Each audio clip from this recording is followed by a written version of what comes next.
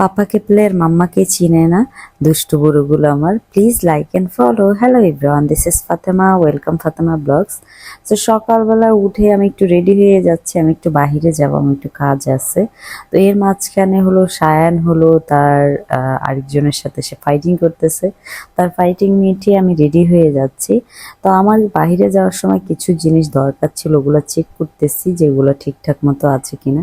আমি সবসময় অনেক বেশি সিম্পল চলাফেরা পছন্দ করি। আমি কোথাও গেলে একদমই মেকআপ করতে পছন্দ করি না, খুব কম মেকআপ করি। বাহিরের কাজ শেষ করে আমি বাসায় চলে আসলাম। আয়সা হলো কি কি রান্না করেছি আজকে সেটা দেখাচ্ছি। মুরগির মাংস রান্না করেছি, তারপর হলো চালতা দিয়ে পাঁচমিশালি মাছ রান্না করেছি, ডাটা দিয়ে হলো তোমার আলু দিয়ে চিংড়ি মাছ দিয়ে করেছি, ডাল রান্না করেছি, সালাদ।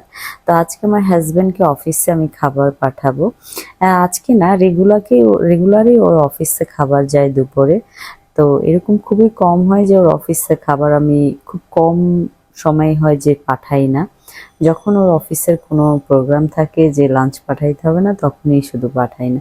তো আমি লাঞ্চ পাঠানোর পরে আমার বাসায় হলো কিচেনের একটা প্রবলেম হয়েছে। এক ভদ্রলোক আছে, সায়ন পুকি করে দেখতেছে।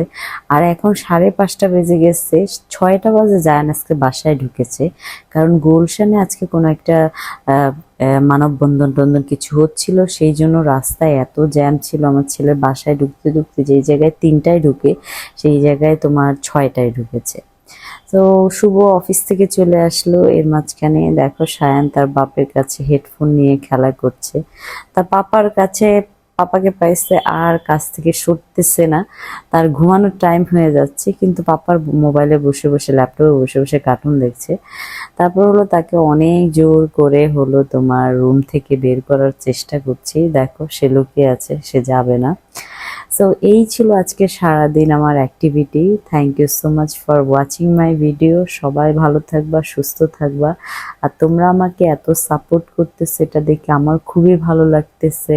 আল্লাহ হাফেজ।